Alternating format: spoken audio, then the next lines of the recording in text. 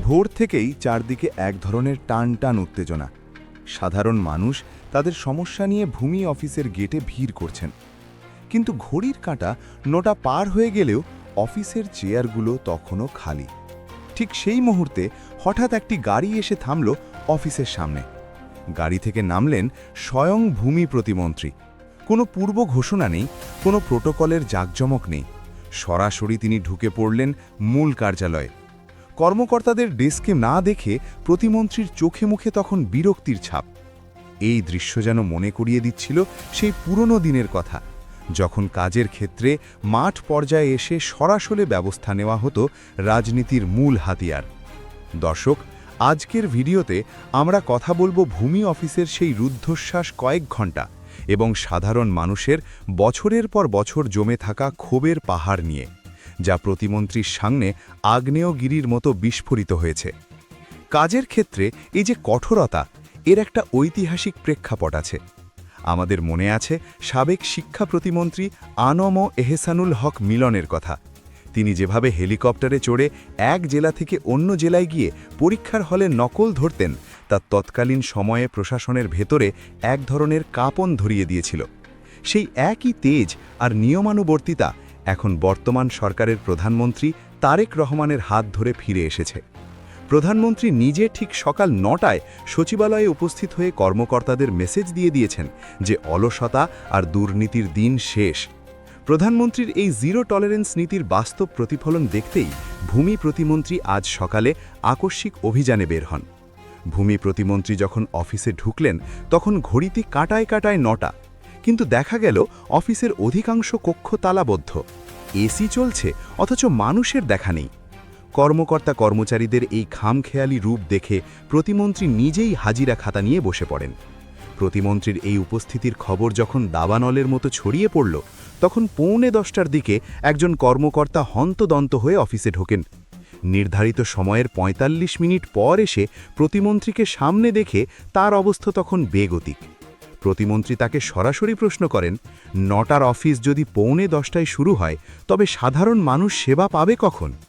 এই এক প্রশ্নই যেন উপস্থিত ভুক্তভোগী সাধারণ মানুষের মনে সাহসের সঞ্চার করে। এতক্ষণ যারা কোনায় মুখ লুকিয়ে দাঁড়িয়েছিলেন, তারা এক একে প্রতিমন্ত্রীর সামনে এসে তাদের অভিযোগের ঝুলি খুলতে শুরু করেন। শুরু হয় এক অভাবনীয় দৃশ্য।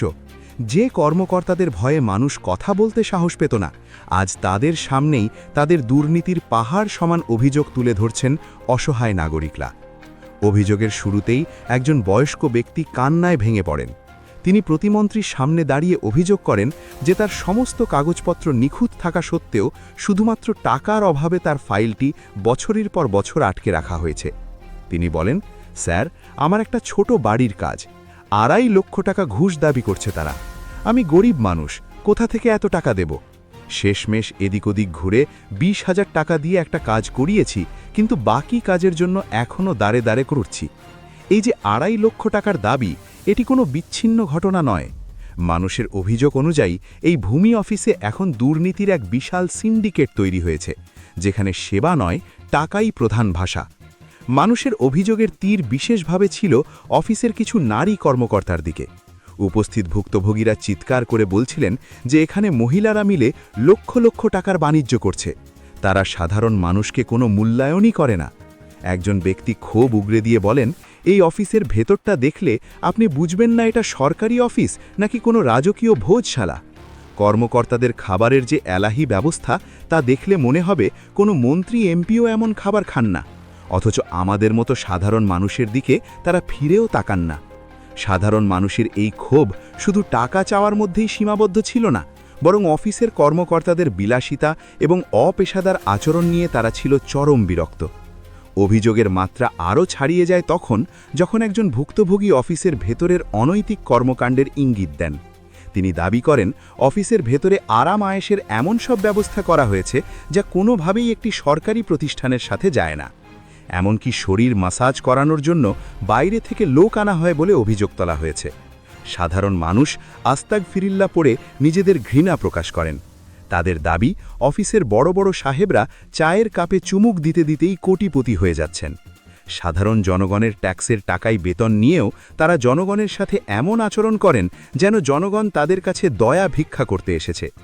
মানুষের মনে এতটাই দুঃখ যে তারা বলছিলেন, আমরা কি এই এলাকার মানুষ না? আমাদের তো কোনো মূল্যায়নই নেই।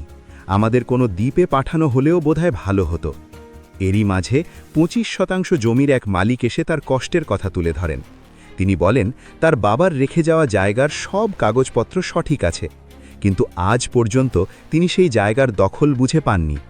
নামজারি বা মিউটেশন করার জন্য তিনি আবেদন করেছিলেন, কিন্তু তাকে ঘোরানো হচ্ছে বারবার। হয়রানির আরও একটি করুণ উদাহরণ উঠে আসে এক যুবকের কথায়। তিনি বলেন, তিনি সরকারি নিয়ম অনুযায়ী অনলাইনে আবেদন করে তার কপি নিয়ে অফিসে এসেছিলেন, কিন্তু অফিসের একজন কর্মকর্তা তাকে ধমক দিয়ে বলেন, এই ফাইল এখানে কেন এনেছেন? এটা তো দেবেন এসি ল্যান্ড অফিসে। ওই যুবক হতবাক হয়ে যান। তিনি বলেন যে তাকে সংশ্লিষ্ট দোকানদার এবং আগের নির্দেশ অনুযায়ী এখানেই জমা দিতে বলা হয়েছিল। এরপর তিনি ৬-৭ কিলোমিটার বাইক চালিয়ে হন্যে হয়ে ঘুরেছেন সঠিক অফিসের খোঁজে। বিকেল 3:15 দিকে যখন তিনি সঠিক জায়গায় পৌঁছলেন, তখন তাকে জানানো হয় যে আজকে আর ফাইল জমা নেওয়া হবে না, অথচ বিকেল 5টা পর্যন্ত অফিস চলার কথা। ওই যুবক আক্ষেপ করে বলেন, আমি চাকরি করি, আজকে আমার ছুটির দিন ছিল বলে আসতে পেরেছি, কাল থেকে তো আমি আর আসতে পারবো না। এই যে সাধারণ মানুষকে এক অফিস থেকে অন্য অফিসে ফুটবল বানিয়ে খেলানো হচ্ছে, এর শেষ কোথায়? সবচেয়ে চাঞ্চল্যকর অভিযোগটি আসে ফাইল টেম্পারিং বা নথিপত্র নষ্ট করা নিয়ে। এক ভুক্তভোগী দাবি করেন, তার আবেদনের রসিদ বা গুরুত্বপূর্ণ একটি কাগজ 17 তারিখেই ছিঁড়া ফেলা হয়েছে। তিনি যখন দোকান থেকে কম্পোজ করে এনেছিলেন, তখন দোকানদার তাকে বলেছিল যে এটি ছিঁড়ে ফেলার কথা নয়। কর্মকর্তারা তার সাথে এমন এক রহস্যময় আচরণ করেছেন যা তিনি বুঝতেও পারেননি। পরবর্তীতে তিনি অনলাইনে চেক করে দেখেন সব কিছু ঠিক আছে, কিন্তু সশরীরে অফিসে গেলেই তাকে জানানো হয় কাজ হবে না। মানুষ মনে করছে ফাইল ছিঁড়ে ফেলা বা ভুল ত্রুটি খুঁজে বের করা আসলে ঘুষ আদায়ের একটি কৌশল মাত্র। যদি টাকা দেওয়া হয় তবে ছেঁড়া ফাইলও ঠিক হয়ে যায়, আর টাকা না দিলে সব সঠিক থাকা সত্ত্বেও ফাইল না মঞ্জুর হয়ে ফিরে আসে। মাঠ পর্যায়ের এই চিত্র দেখে বোঝা যায় দুর্নীতির শেকড় কত গভীরে পৌঁছেছে। একজন সাধারণ করদাতা নাগরিক হিসেবে মানুষ যখন বলে, আমি তো হারাম খাই না, আমি সরকারকে ট্যাক্স দিই, তাহলে কেন আমাকে দুর্নীতির শিকার হতে হবে? তখন পুরো সিস্টেমের ব্যর্থতা ফুটে ওঠে। মানুষের অভিযোগ অনুযায়ী ভূমি অফিসের আশেপাশের কম্পিউটার দোকানগুলোর সাথে অফিসের ভেতরের কর্মকর্তাদের গভীর লেনদেনের সম্পর্ক রয়েছে। দালালদের মাধ্যমে গেলে কাজ সহজে হয়, কিন্তু সরাসরি গেলে মানুষকে মানুষই মনে করা হয় না। একজন নারী অভিযোগ করেছেন যে তার 2% জায়গার নামজারি করতে গেলে বারবার বাতিল করে দেওয়া হচ্ছে। কারণ জানতে চাইলে কর্মকর্তারা সরাসরি বলেন না, কিন্তু ইঙ্গিতে 40 থেকে 50,000 টাকা দাবি করেন। জায়গার পরিমাণ বুঝে এই রেট নির্ধারিত হয়। যারা টাকা দিতে পারে তাদের কাজ দ্রুত হয়ে যায়, আর যারা পারে না তাদের জায়গা বারবার না মঞ্জুর হয়। প্রতিমন্ত্রীর এই অভিযানে যখন সাধারণ মানুষ তাকে সামনে পেয়েছে, তখন তারা তাদের মনের সব বাঁধ ভেঙে দিয়েছে। তারা চায় সরকার যেন শুধু একদিনের জন্য নয়, বরং প্রতিদিন এই ধরনের তদারকি চালু রাখে। প্রধানমন্ত্রী তারেক রহমানের যে সময় জ্ঞান এবং মাঠ পর্যায়ে কাজের সিরিয়াসনেস, তা যদি তৃণমূল পর্যন্ত পৌঁছতে হয়, তবে এই ধরনের অসাধু কর্মকর্তাদের বিরুদ্ধে কঠোর প্রশাসনিক ব্যবস্থা নেওয়ার কোনো বিকল্প নেই। মানুষ চায় তাদের জমির খাজনা দিতে গিয়ে যেন আর হয়রানির শিকার না হতে হয়। তাদের নামজারি যেন ঘরে বসে কোনো অতিরিক্ত টাকা ছাড়াই সম্পন্ন হয়। ভূমি অফিসের এই ঘুণে ধরা সিস্টেম বদলাতে হলে কর্মকর্তাদের জবাবদিহিতা নিশ্চিত করতে হবে এবং জনগণের অভিযোগকে সর্বাগ্রে গুরুত্ব দিতে হবে। আজকের এই ঝটিকা সফর এবং মানুষের উগরে দেওয়া ক্ষোভ প্রমাণ করে যে সাধারণ মানুষ এখন অনেক সচেতন। তারা আর অন্যায়ের কাছে মাথা নত করতে চায় না। দর্শক, আপনাদের এলাকায় কি ভূমি অফিসের অবস্থা এমন?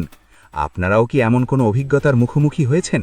আমাদের কমেন্ট করে জানান, কারণ আপনাদের কণ্ঠস্বরই পারে এই অন্যায়ের বিরুদ্ধে প্রতিবাদ গড়ে তুলতে। মাঠ পর্যায়ে এই অ্যাকশন যেন শুধু লোক দেখানো না হয়, বরং সাধারণ মানুষের অধিকার রক্ষার হাতিয়ার হয়ে ওঠে, এটাই আমাদের প্রত্যাশা। সবশেষে বলা যায়, তারেক রহমানের নেতৃত্বে বর্তমান সরকার যদি সত্যিই মাঠ পর্যায়ে এই দুর্নীতির মহোৎসব বন্ধ করতে চায়, তবে ভূমি অফিসের এই বাণিজ্য আগে বন্ধ করতে হবে। সাধারণ মানুষ যেন নিজের সম্পত্তিতে নিজের অধিকার প্রতিষ্ঠা করতে গিয়ে আর কোনো মহিলা সিন্ডিকেট বা চাখোর কোটিপতি কর্মকর্তাদের খপ্পরে না পড়ে।